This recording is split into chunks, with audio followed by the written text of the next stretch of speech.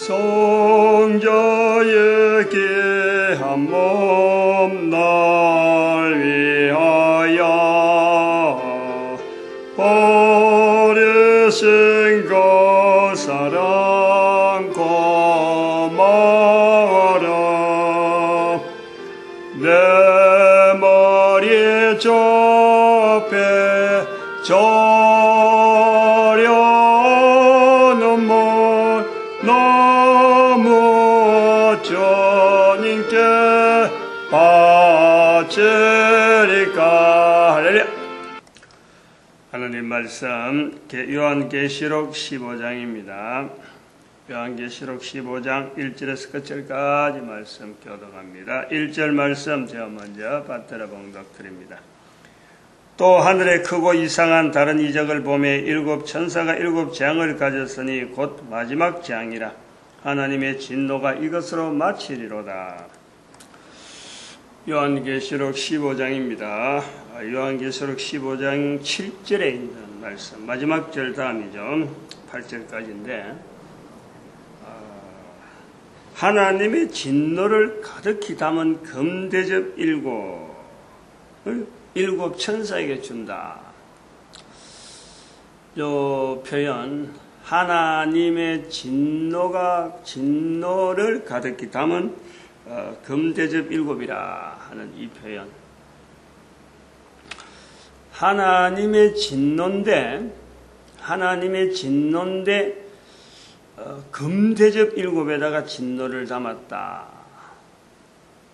그리고 일곱 천사에게 주었다.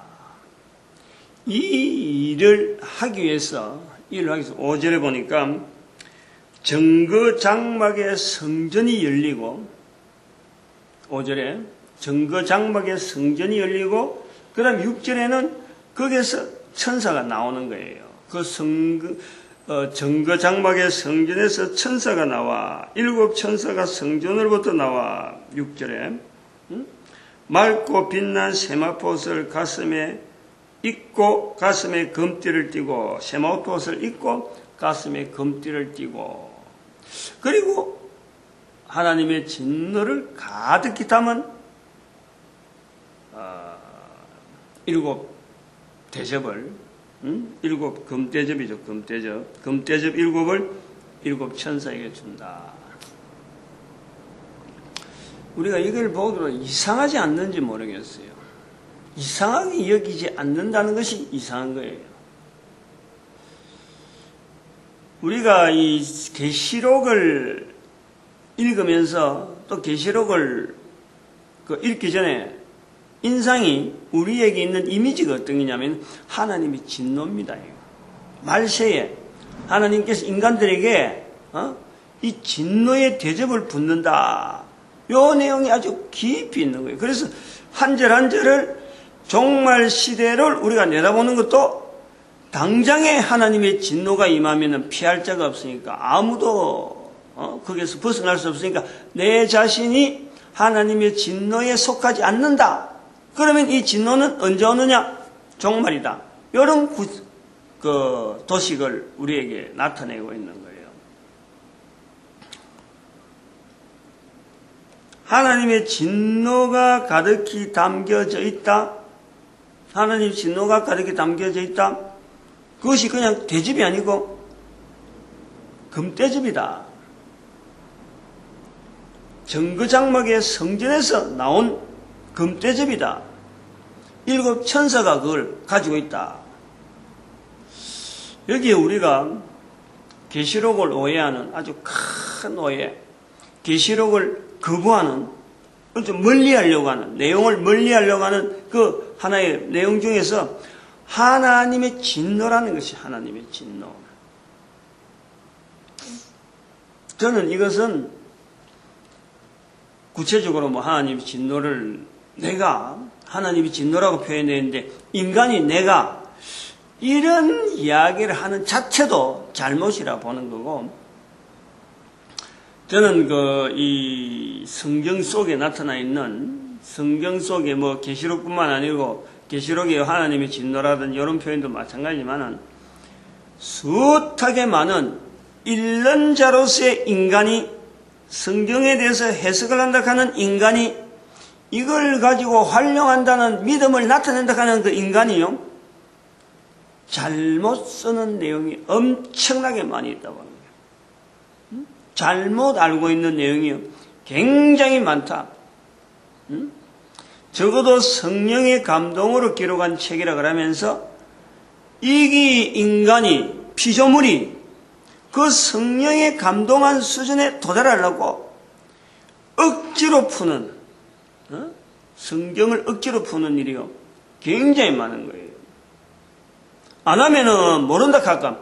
모른다는 소리를 들을까 하는 그 인간에 대한 어떤 그 고려, 배려 때문에 해석을 하고 주석서를 남기고, 여러 가지 그 참, 자료들을 많이 남기는데, 그거 보면은 찾아보는 사람은 이 부분을 해석을 하고 싶은 마음에서 찾아보는데 그런 부분들이 얽히고 쭉 내려왔던 것 때문에 주석서들을 쓰는 사람이나 성경의 주석의 내용을 다시 받아들인 사람이나 그러므로 설교를 통해서 듣는 사람들이 하나님에 대한 오해가 어마어마하게 쌓였다 보는 거예요. 어마어마하게. 요거 잘 풀어야 돼요. 하나님의 진노라는 표현을 할 때, 제가 표현 볼 때는 그런 거예요. 오해에서부터 시작해야 된다. 오해. 하나님의 진노란 말 자체에 대해서 이 오해가 지금 우리에게 너무너무 지금 깊게 쌓여 있다. 하나님의 진노라는 표현을 쓰는 사도 요한이 진노라는 표현을 잘못 썼느냐? 사도 요한은 쓸만한 환경이 되니까 쓴 거예요. 그런데 사도 요한의 환경은 이거 외에는 표현할 수 없다 하는 어떤 자기 나름대로의 환경이 있어갖고 표현을 했는데, 그 표현을 할 내용 속에 사도 요한의 환경에 우리는 충분히 젖어 있지 않으면서 하나님의 진노를 받아들이잖아요. 더구나 유대인들이 이 계시록을 당시에만 하더라도 여기에 들어있는 내용에 대해서 적극적으로 그 설명을 하고 해명을 하고, 여기에 대해서 적극적으로 이런 표현은 어떤 표현이 왔다 하는 어떤 주석서를 단다든지 설명하는 내용이 없이 성경이 397년에야 이르러서 비로소 신구약 성경으로 하나의 틀이 나오는 거예요. 그럼 그 중간에 읽는 과정에서 수많은 사람들의 오해 내지는 여러 가지 억측과 여러 가지 어떤 내용들이 그 속에 잠재가 되어 있는 거죠.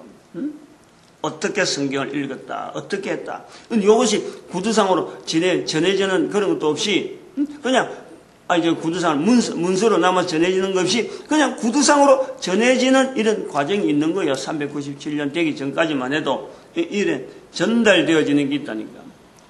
397년에 성경으로서 자리를 잡았다 하더라도 그 시대부터 시작해서라도 성경을 과연 성령의 가마로 된 글로서 이것을 전적으로 의지하고 신앙생활을 하려고 했느냐? 그렇지 않는 거죠. 그게 1517년에 사건하고 연결되는, 그 1000년 성경의 기록 틀을 잡았는데도 불구하고 1000년 동안 또 묵히는 거예요. 그럼 1517년에 이게 종교개혁이 일어났다고 해서, 종교개혁이라는 말 쓰는 저로서는 좀 미안한 마음이 항상 있으니까, 다른 사람들이 일반적으로 아는 게 이제 1517년이 그런 거니까. 그거 일어났다고 해서 성경이 그냥 쓰여지느냐? 잠잠한 거예요. 읽는 사람 몇 명이 하나님 말씀하고, 그것을 앞장서서 뭐 이래 주먹쥐고 있지만은, 실제로는 일반화되어지는 것은 1611년에 나온 킹 제임스 버전, 그것이 무역을 통한 무역 시대가 되어서 영국에서 자기 언어를 이렇게 보급하는데 킹 제임스 버전의 성경이 있으니까 그거 만들어지면서 언어가, 영어라 하는 언어가 구색을 갖췄는데, 틀을 갖췄는데, 그 성경 속에 그 내용이 다 들어있잖아. 언어에 대한 여러 가지 체계들이. 킹 제임스 버전을 번역하면서, 그거 만들면서 영어라는 형태가 구성이 되는 거예요. 문서로서, 그리고 조직적으로 그거가 퍼지면서 성교라고 하는 언어가 이제는 도출되는 거죠. 그러니까 성교사, 성교 언어, 전도 언어, 성경이라 하는 거는, 성경이 일반적으로 일리는 거는 이게 우리가 불과 300~400년밖에 안 된다니까. 300~400년. 지금부터 해도 300~400년이면 멀리 가는 거예요. 멀리 가는 거예요. 전 세계적으로 1445년경에 1517년에 종교개혁 일어나기 전에 이 구텐베르크로 말미암아 인쇄술이 금속 활자 인쇄가 그때부터 나오는 거예요. 우리는 목판 인쇄가 좀 발달했다는 게 나오지만은 금속 인쇄라는 것이 그때부터 나와가지고 이게 활용화되어지는, 책으로 활용화되어지는 거예요. 그 인류의 그 여러 가지 흐름에 그런 흔적들이 있기 때문에 우리가 지금 성경이라 하는 이런 책을 보는 거지. 문제는 이 하나님의 진노라 하는 이 시각을 보는 것을 우리가 그런 흐름 속에서의 관점을 두고 우리가 봐야 돼요. 그러면은 이 성경이 일반적으로 알려지기 전에 성경이 있음에도 불구하고 397년이 있음에도 불구하고 하나님의 진노에 대한 성경을 통해서 나타내는 일반적인 표현은 뭐냐? 그건 그림이지, 그림. 글로서는 나타낼 만한 어떤 내용이 없어요. 그림으로 나타내지. 음악으로 나타내느냐? 음악도 못 되는 거야. 하나님의 진노는 음악 속에서는 나올 수가 없는 내용이죠. 그것을 어떻게 하나님의 진노를, 음악은 감미롭고 위로가 되어가지고 평화로운 것을 이야기하는데, 그거다가 진노를 이야기한다는 것 자체가 접근이 안 되는. 그래서 음악적인 자료예요. 하나님의 진노라는 자료가 많이 빠지는데, 단지 남아있는 게 그림으로 남아있는 거예요. 그림으로. 여러 가지 회화 가운데, 회화라 그러지, 여러 가지 회화체 속에서, 이 하나님의 진노를 주제로 해가지고 나타내는 것은 미켈란젤로나 레오나르도 다빈치나 이런 그림 속에요. 이런 내용들이 많이 들어있어요. 소위 말하는 그 당시에 이런 수요가 많았다는 거지. 하나님의 진노를 어떻게 하면 나타낼까? 가진 아이디어를 가지고 표현을 하는 거예요. 추기경들 뽑는다 하는 그 성당의 앞에, 제일 앞에 가보면, 저도 그 현장에 있어 봤지만은, 그 최후의 만찬이라는 건, 최후의 심판인가, 최후의 만찬, 최후의 심판이 최후의 심판. 최후의 심판 그림이 앞에 딱 그림이 내 있는데, 그 그림 3분의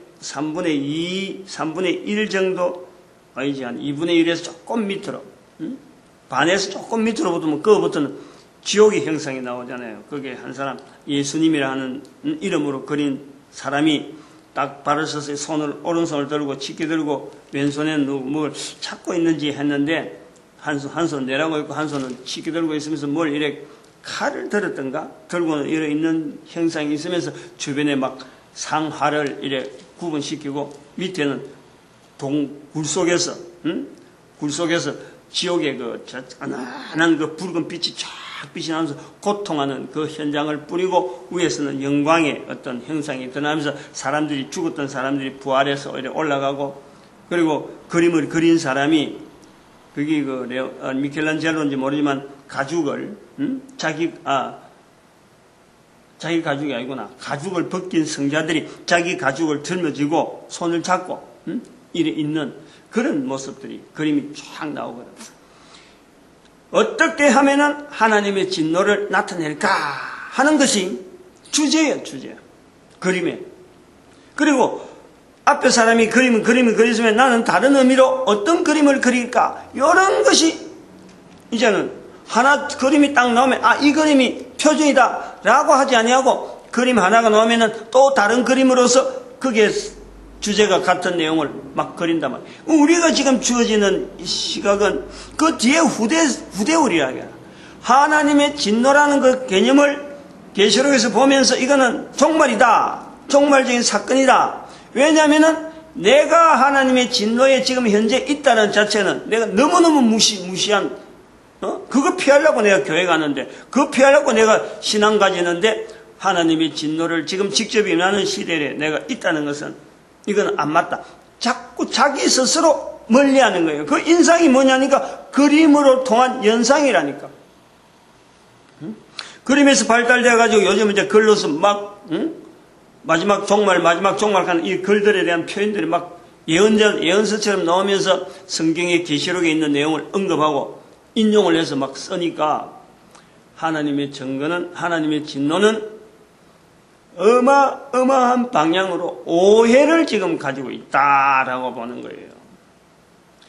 사도 요한이, 제가 볼 때는 사도 요한이 하나님의 진노를 표현할 때는 분명히 여기 본문에 나타나는 이 표현대로 이거는 그림하고 전혀 다른 개념이죠.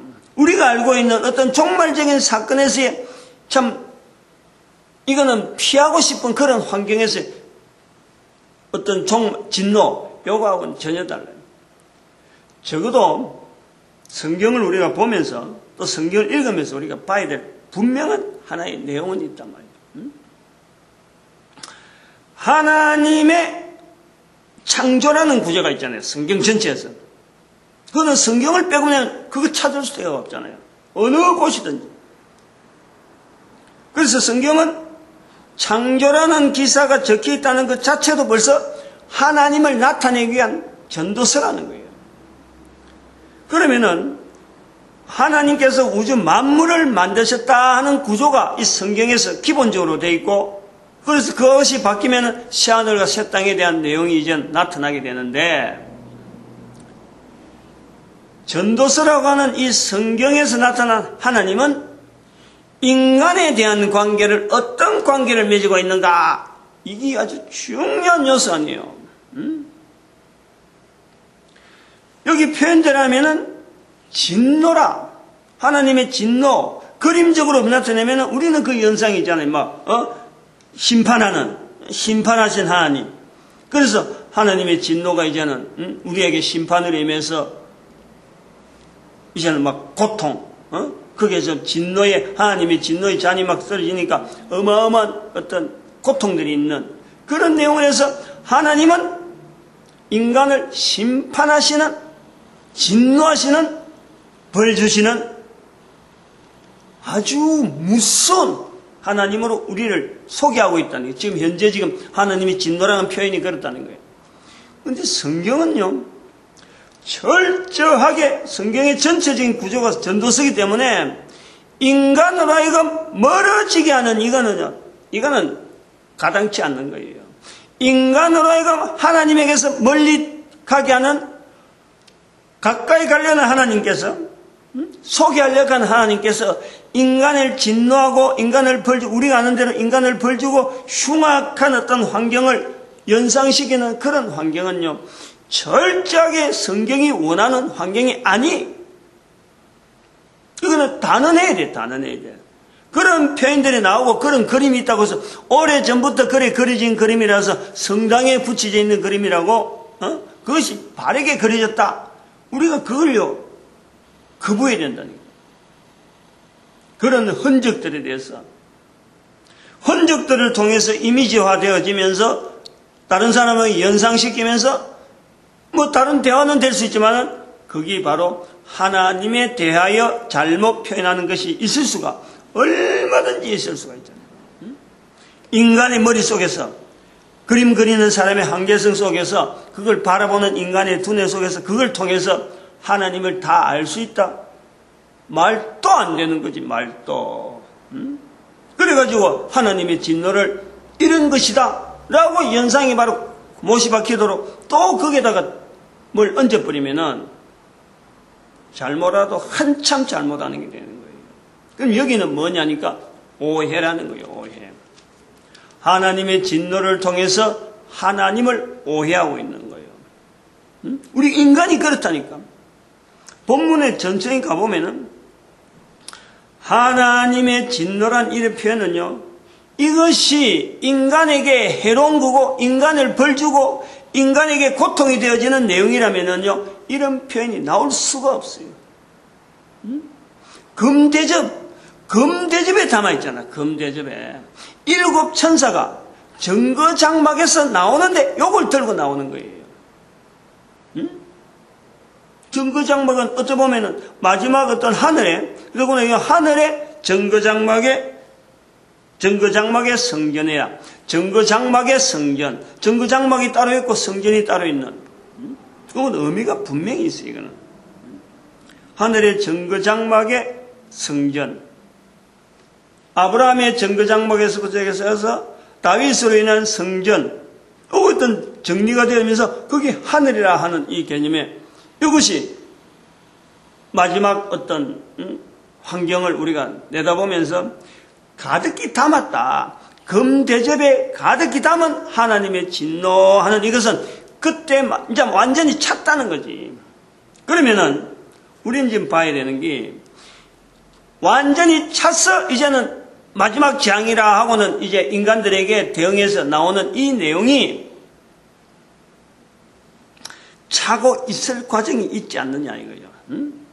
차고 지금 하나님의 진노가 쌓여지고 있는 과정이 있잖아요. 계시록에 있잖아요. 수가 차기까지, 그 수가 차기까지 하는 아직까지 진행되는 과정에서 여기는 마지막에 나오는 이 표현이라면은 그 과정이 있다. 오늘 우리는 어디냐? 그 과정이 있는 거지. 내가 지금 하나님의 진노가 쌓여가지고는 지금 과정이 있는 거예요.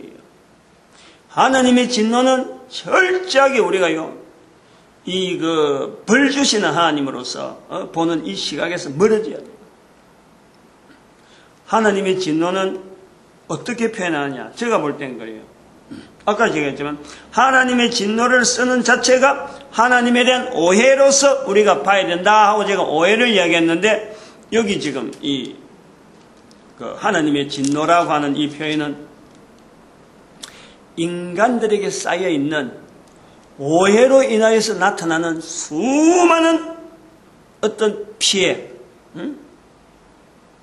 피해자들의 어떤 상소문, 피해자들에도 원통해 하는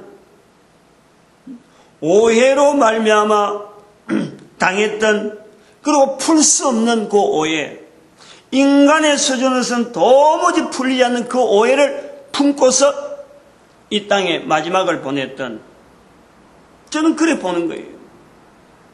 저들이 이 땅에 살아있는 동안에 남겼던 그 나름대로의 원통함, 그것은 하나님께서 절대 놓치지 아니하고 그걸 다 받아주고 있었다는 거죠. 아무 어떤 사람들이나 누구나 어떤 것도 그에 대해서 반응하지 않을 때 하나님은 인간들이 이 땅에 있는 동안에 오해로 인해서 원통해하는 가운데 남긴 그 수많은 사연들을 하나님은 고스란히 가지고 계시는 거예요. 그게 우리 인간의 위로라니까요. 하나님의 진노 속에서 그걸 그대로 두고 있는 거예요. 하나님이 그 원통함을 볼 때마다 하나님의 진노가 그 원통함 속에서 고여 있는 거예요. 그러나 그런 거 있으면서도 하나님은 바로 반응하지 아니하고 인간에 대한 끝까지 참으시는 그 인내함으로 여전히 기다리신 거지.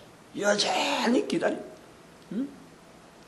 근데 그때 해결하고 어떤 조치한다고 해서 그 전반적인 그 전체적인 얽혀있는 그 구조가 해결되겠다. 인간적인 생각에는 왜 그때 그럼 원통함을 풀지 않느냐 하지만요. 원통함을 푸는 그 과정 자체에 하나님은 그제서 전체가 다 오해에서 풀리고 그 원통함이 다 풀리는 그런 과정을 인해서 가정의 시기를 나타내기 위해서 그걸 참고 있는 거지. 참고 있는 거지. 그런 것을 하나님께서 왜 당신은 가만히 있느냐 하고 하나님 앞에 원망하는 그런 원망조차 하나님은 그대로 간직하고 있는 거예요. 그것이 하나하나 쌓이는 것이 금대접에 들어가는 거예요. 그것도 완전한 7 숫자까지 완전히 찰 때까지. 그게 우리가 말하는 예수님 오실 때까지가 되는 거예요. 예수님 오실 때까지. 그러면 여기서 하나님의 진노라 하는 이 의미를 우리가 한번 다시 생각하는 거죠. 사도 요한이 하나님의 진노라고 볼 적에는 관계성입니다. 관계성. 하나님의 진노가 있어야 이스라엘 백성들과의 관계를 분명히 확인하는 거예요. 이럴 때 하나님의 진노가 들어가는 거예요. 반응하지 않는 하나님이 아니시라는 거예요. 하나님은 반응하시는 분이다.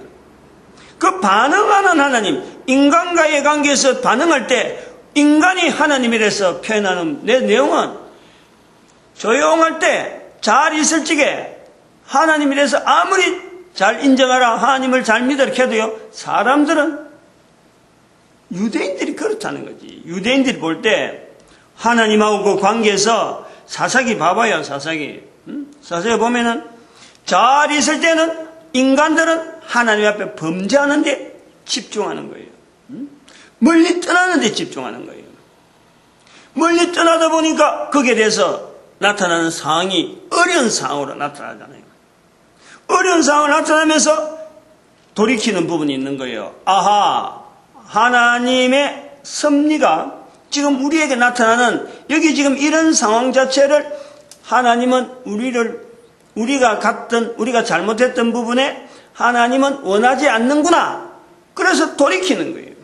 여기에서 하나님의 진노라는 것은 없었더라면은, 하나님의 진노가 없었더라면은, 하나님의 간섭이 없었더라면은, 하나님의 반응이 없었더라면 이스라엘 백성들이 지금까지 있을 이유가 없잖아요. 어떻게 존재를 했겠어? 반응이란 반응. 표현하는 하나님의 진노에 대한 표현, 사도 요한이 볼 때 하나님의 진노에 대한 표현은 인간에 대해서 하나님이 반응하는 그 반응의 모습이네. 반응의 모습. 그림으로 나타낸 내용하고요, 너무너무 다른 거지. 오해라는 거예요. 그래서 그러면 여기서 한번 보자고요. 인간이 살아있는 동안에 사람과 사람 사이에서 여러 가지 얽혀있는 여러 문제들은요, 실제로 이해되는 것보다 오해로 인하니까 생기는 게 훨씬 많아요. 잘못 알기 때문에 자기 자신도 잘 모르는 인간이 다른 사람한테서 우리가 잘 알아줄 수 있다는, 내가 다른 사람한테 바라는 것 자체도 잘못이고, 어느 누구든지 개인이 자기도 잘 모르고 자기 스스로도 모르잖아요. 어릴 때 어떻게 자라나고 커서 어떻게 하고 앞으로 뭘 하려 잘 모르는데 그걸 가지고 상대방한테 대해서 내가 먼저 이해받기 바라는 것이 우리 인간이라. 근데 그 이해를 내가 아는 쪽에, 내가 나를 아는 것만큼 상대방한테 더 많이 기대를 하고 실제로는 반응은 아주 미미한데, 그러니까 우리 인간은요, 서로가 오해를 하는 거예요, 서로가. 오해가 이해보다 훨씬 많아요.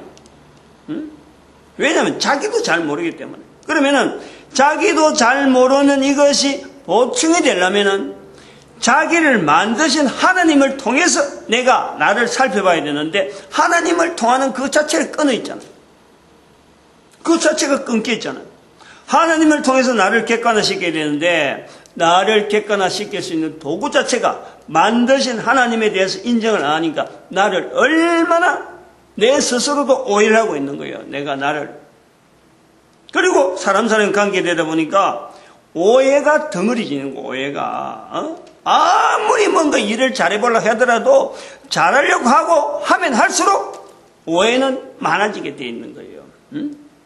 잘해주면 잘해주는 대로 의심을 받고, 못해주면 못해주는 대로 오해를 받고, 인간의 사이는요, 이러한 이 과정이 점철되어 가는 거예요. 거기에 대해서 하나님을 인정하고 하나님을 창조주로 인정하는 그런 흐름이 그나마 조금씩 작용해가지고 인간의 이 걸어가는 흐름이 다소 완화되어져서 이렇게 있는 거지. 흐름이 그런 거지. 그러면은 한번 보자고요. 오해가 되어져서 우리가 살아가는데 우리가 억울하다. 살아가면서 억울하다. 사람이 나타내는 슬픔을 나타내는 표현 가운데요, 억울해서 당하는 표현, 내가 잘못해서 당하는 것 같으면 매를 맞고 하면 뭐 엉덩이 아이고 뭐 참아야지 내가 잘못해서 하고 받아들입니다. 사람들은 받아들여요. 근데 생뚱맞게 아무 뭐 자기하고 관계도 없이 뭐 무조건 자기한테 고통이 들어오고 어려움이 당하면요 의아해하는 거예요. 도대체 이런 일이 왜 내한테 있어야 되느냐라는 거지. 근데 그 속에서 결국에는 그 오해를 알지도 못하고 오해 가운데서 죽었다. 마지막 생을 끝난다. 이런 것을 바라볼 때 우리 사람이요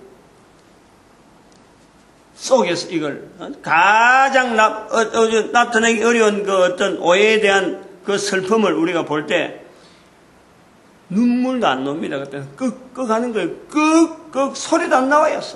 너무너무 슬플 때 너무너무 오해를 해서 도무지 풀 길이 없는데 그러나 그걸 나타내는 그건요 그냥 표현하고 눈물 흘릴 정도는요 어쩌면 그냥 넘어가는 거예요. 그래도 참을만 하는 거예요. 정신이 돌아버린다니까. 그 한계를 넘어버리면은 정신이 약해버리면 이 우리가 머리가 돈닥하는 부분이 의학적으로 나오는 부분이 바로 이 부분이야. 인간의 이성으로서 계속 약한 부분이 우리가 공격받다가 나중에 딱 넘어가는 거예요. 치료 못하는 거죠. 그거는. 그런 걸 바라보고 있는 부모들이나 그런 걸 바라보고 있는 사람들이 그 또한 원통함을 당하는 그 주변의 내용들 이런 것을요 우리가 사람들이 살아가면서 마지막 하소연할 때는 어디예요? 하늘한테 하는 거예요. 하나님을 창조하신 하나님을 믿든지 믿지 않든 간에 인정하든 인정하지 않든 간에 우리가 그때 마지막으로 하늘이 안다. 이것밖에는요 우리에게 할 수 있는 말이 없어요. 전 인류가 다 그렇다니까. 모든 인간들 사이에서 나타나는 이 모든 원통한 거 그 마지막은 인간 요소가 아닌 제3의 분명한 존재를 두고 거기다가 하소연하는 거예요. 그 하소연을 하나님은 하나님의 진노의 자네, 하나님의 진노라고 하는 이 사도 요한이 표현하는 이 항아리에 진노의 대접에 7 대접에 담는 거예요. 항아리라고 하는 표현보다 대접에 담으면은 이게 보인다는 거지. 대접은 항아리 같으면 안에 쑥 들어가는 건데 제가 항아리 표현 잘못했는데 대접은 넓적하게 그냥 쌓이는 거예요. 쌓일 만큼 쌓이면 또 다른 걸 쌓고 하는데 이 대접은 늘 본다는 거예요. 늘 보인다 하는 뜻이 있겠죠. 하나님 앞에 그것이요 계속해서 하나님께 보여지고 있는 거예요.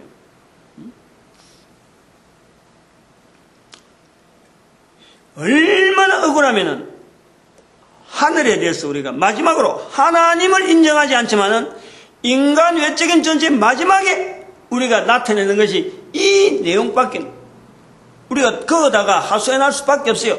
하나님을 믿든 안 믿든 간에 모든 사람이 하늘에다가 의존한다니까.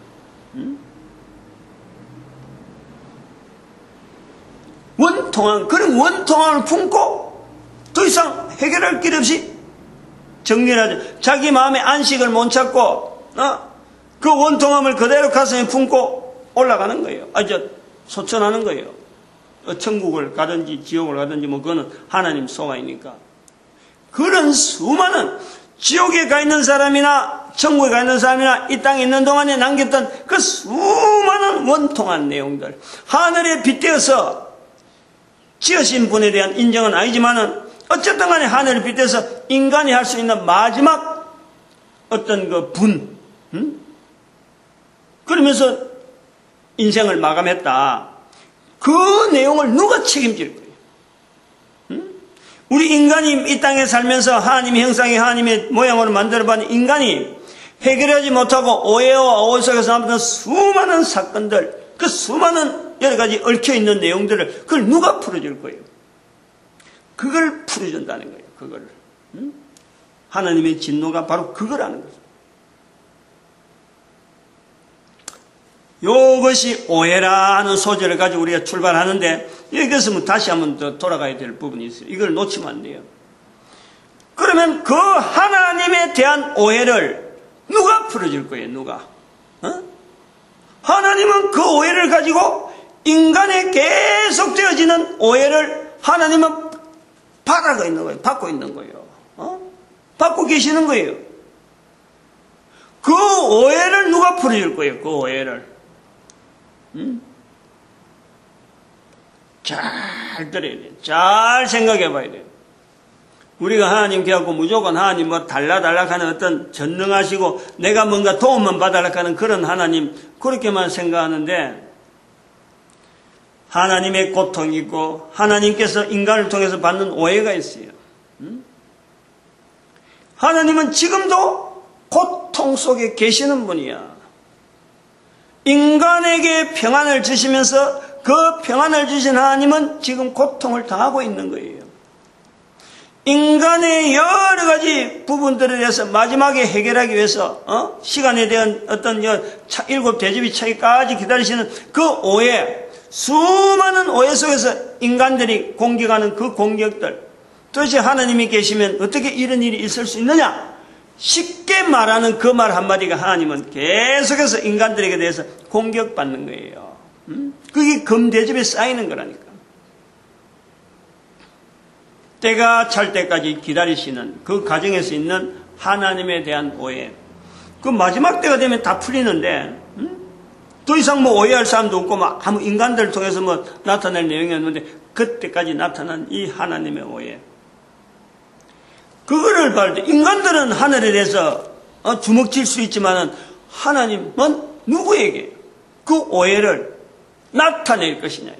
이게 하나님의 오해에 대한, 하나님의 아픔이라는 거예요. 고통은 그게 아니에요. 고통은 그 고통하고 하나님의 고통은 다른 거고, 하나님이 오해받으면서 건대접 이러면 이게 끝이 나는 것이 있는데, 이것은 지금 하나님의 진노를 지금 나타내는 것은 하나님이 가지고 있는 이 오해를 푸는 거예요. 푸는 거. 그럼 끝나는 거예요. 그러나 요 끝나는 것도 해결되지 못하는 하나님의 고통이 있다네. 하나님의 고통. 지옥이라는 지옥. 지옥에 가 있는 인간들로 말미암아 하나님은 영원한 고통 속에 있는 거예요. 인간들은 그렇지 않잖아요. 지옥에 간 건 어쩔 수 없지만 하나님이 인간들을 통해서 고통당한다는 생각도 못하는 거예요. 인간들을 천국이란 영원한 안식처에 있지만은 그 두 개를 다 포함하는 거예요. 하나님은 지옥에 가 있는 인간, 천국에 있는 인간, 특별한 환경에 있는 인간 두 부류에 대한 것을 하나님은 영원히 품고 계시기 때문에 하나님의 형상, 하나님의 모양, 지어진 인간은 하나님에게서 결코 떠날 수 없어요. 그 사랑, 그 표현할 수 없는 그 사랑을 가지고 지금도 한 인간에게 대해서 구원의 길에 나타날 수 있도록 하나님은 여전히 섭리하신다. 하나님을 현재 살아있는 동안에 믿는 사람이든지 인정하든지 인정하지 않는 사람이든 간에 그들이 당하는 그 고통의 마지막 하소연점, 주먹을 쥐고 하늘이여 어떻게 하라 하고 막 원통해 하던 그 내용까지 하나님은 진노의 잔이라고 하는 잔에 여전히 담아 계시면서 인간들을 지금 참 그야말로 잘해 주시려고 오해가 풀리고 참 긍휼이 나타날 수 있도록 서로가 참 양보할 수 있는, 그래서 그를 통해서 참 하나님께 나아가는 이 영원한 복을 누리도록 하나님은 계속해서 이걸 알리는 거예요. 나타내는 거예요. 그런데 그 하나님에 대한 오해를 풀어줄 수 있는 사람이요, 그 사람이 전도자라는 거예요. 그 전도자의 이 자리는 이 땅에 있는 동안에 모든 인간들에게 주어져 있는 고유한 모든 인간들이 다 누릴 수 있고 어마어마한 어떤 사역이고 성령님이 함께 하시는 참 유일한 것 중에서도 유일한 인간의 복된 사역의 환경, 인간으로서 누릴 수 있는 최고 최상의 환경이에요. 하나님의 진노에 대한 표현을 우리가 잘못 오해되는 것에 대해서 우리가 한번 표현을 해본 거죠. 이런 내용의 접근들이 전도 현장을 가져보면요, 이것이 뭐 새삼스레 이걸 책 보고 이렇게 되어졌다, 어느 책을 보고 이런 거는 절대 나올 수 없는, 현장에 가보면은 고민이 생기거든. 왜 인간을 구원한다 하시는 그 하나님께서 인간에게 왜 하나님은 진노한다 그럴까? 이 두 가지가요. 아니 진노한다 말 빼든지, 그럼 진노한다 그러려고 하면은 구원한든 이 구원을 이렇게 참 나타내려고 하지 않든지, 왜 인간을 구원하신다고 하면서 하나님은 또 진노를 보따리를 싸고 마치 어마어마한 어떤 무슨 무기를 말이요, 검은 장식으로 한 칼잡이나 이런 데 딱 포장을 해갖고 그 속에는 비수를 다 꽂고 있는데 그것이 장식으로 인해서 이야 그거 참 보기 좋다. 근데 실제로 용도가 칼이다. 이거요 얼마나 속이는 거예요.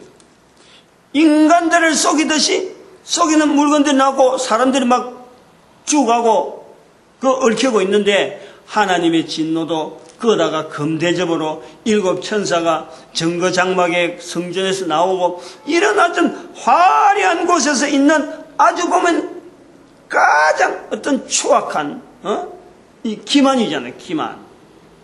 그렇게 인식을 시킨다는 것은 그거는 용납을 하면 안 되죠. 하나님이 그렇게 하려고 인간을 만드셔서 어림도 없어요. 절대 그렇지 않아요. 철저하게 인간들을 위하여 고통 안 당해도 되는 고통을 스스로 자처하고 나섰는데,